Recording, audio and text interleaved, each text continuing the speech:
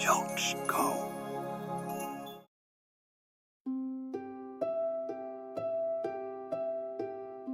Il était une fois, dans l'immensité silencieuse du ciel, une petite comète. Depuis des milliers d'années, elle filait seule dans l'espace, traînant derrière elle une longue chevelure de glace et de lumière. Elle venait de très loin, d'un royaume glacé et invisible que les hommes appellent le nuage d'Oort. Mais la comète avait oublié ses origines. Elle ne savait plus d'où elle venait, ni où elle devait aller. Au fil de son voyage, elle croisa les grandes planètes. Jupiter, entouré de ses lunes innombrables, semblait la regarder de haut. Saturne brillait de ses anneaux d'or comme une reine couronnée. Et plus loin encore, les étoiles, rassemblées en constellations, illuminaient ensemble la nuit. Toutes paraissaient à leur place. La comète, elle, passait, repartait, revenait. Toujours ailleurs, toujours seule. Alors elle crut qu'elle n'avait pas de maison. Son cœur glacé se serra, et ses larmes se changèrent en éclats de givre qui s'éparpillaient dans l'ombre. Un soir pourtant, au détour de son chemin, la comète aperçut une chose incroyable, une échelle de lumière, dressée vers les étoiles, si haute qu'elle semblait toucher la lune. Tout en haut, une petite fille attendait. Elle portait une simple robe de nuit, blanche et légère, qui flottait doucement dans le vent du cosmos. Ses cheveux d'or brillaient comme une flamme tranquille. C'était Lina, la fille de la lune. Quand la comète s'approcha, Lina leva les yeux vers elle avec douceur.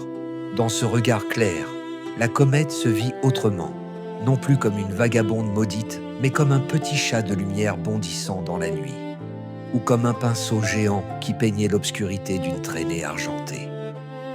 Alors, pour la première fois depuis longtemps, la comète se sentit belle.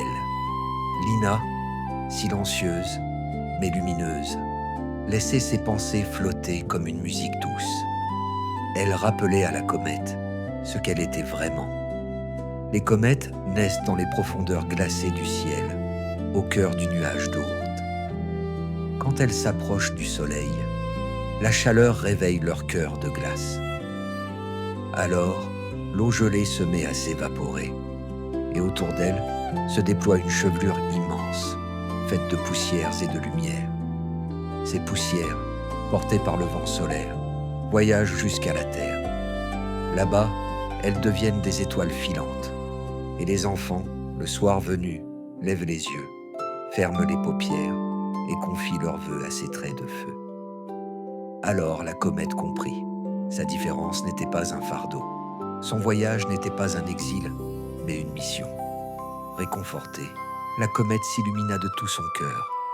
Elle se pencha doucement vers l'échelle, et Lina posa ses petits pieds nus sur son dos glacé. La comète s'élança. Ensemble, elles filèrent dans la nuit. Elles traversèrent des nuages de poussière étincelante, glissèrent près des anneaux de Saturne qui vibraient comme des harpes d'or, plongèrent dans l'ombre des planètes et rejaillirent dans la lumière. Partout où elles passaient, le ciel s'emplissait de magie. Les étoiles, comme réveillées, palpitaient doucement, et leur éclat s'accrochait à la chevelure de la comète. Leur sillage devint un ruban multicolore, une rivière vivante qui ondoyait dans l'espace.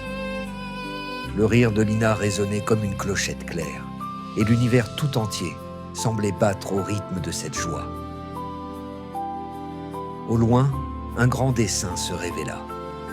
7 étoiles brillaient côte à côte, reliées par des fils invisibles. C'était la Grande Ourse. Depuis la Terre, les hommes l'avaient toujours regardée. Certains y voyaient une casserole, d'autres un chariot. Mais dans les légendes anciennes, on racontait qu'il s'agissait d'une ours, poursuivie par un chasseur, condamné à courir sans fin dans le ciel avec son petit. La comète, en contemplant ce cortège scintillant, sentit une parenté profonde. Elle aussi courait depuis toujours. Et pourtant, ce soir-là, les étoiles de la Grande Ourse semblaient l'accueillir dans leur dessin. Ses larmes gelées s'illuminèrent et se mêlèrent à leur éclat. comme si une 8e étoile venait de naître. Après ce long balai, la comète ralentit. Elle ramena Lina tout en haut de son échelle de lumière et la déposa doucement sur son perchoir. La petite fille sourit, les mains serrées contre son cœur. La comète, le cœur réchauffé, sut enfin la vérité. Sa maison n'était pas un seul endroit. Sa maison, c'était le ciel tout entier, immense et infini, habité par les regards émerveillés des enfants. Alors la comète repartit, libre et légère. Sa chevelure argentée s'étira derrière elle, comme une rivière vivante, semant 1000 étincelles.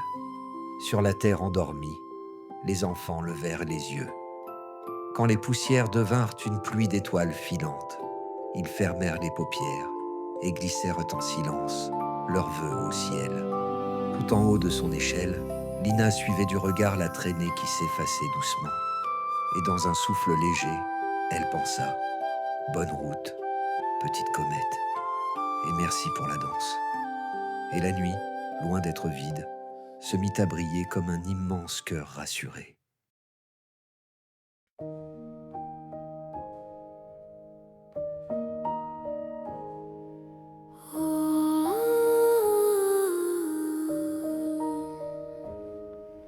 La nuit s'est installée, les étoiles s'allument, le vent doux te caresse et t'apporte la brume. Un chemin de lumière s'ouvre rien que pour toi. Il brille doucement et te montre la voie. Dorlina, fille de la lune, tes rêves allument des fleurs dans la brume.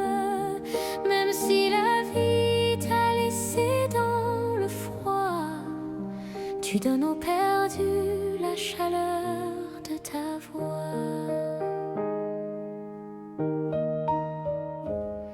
Les fleurs de la colline se ferment mais reposent. Elles murmurent tout bas des chansons qui s'exposent.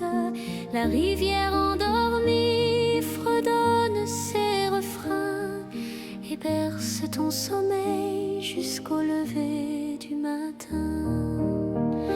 Dorlina, fille de la lune, le ciel s'illumine, la nuit devient fortune. Ton cœur est si tendre, il fait briller la vie. Il garde pour chacun refuge, un abri.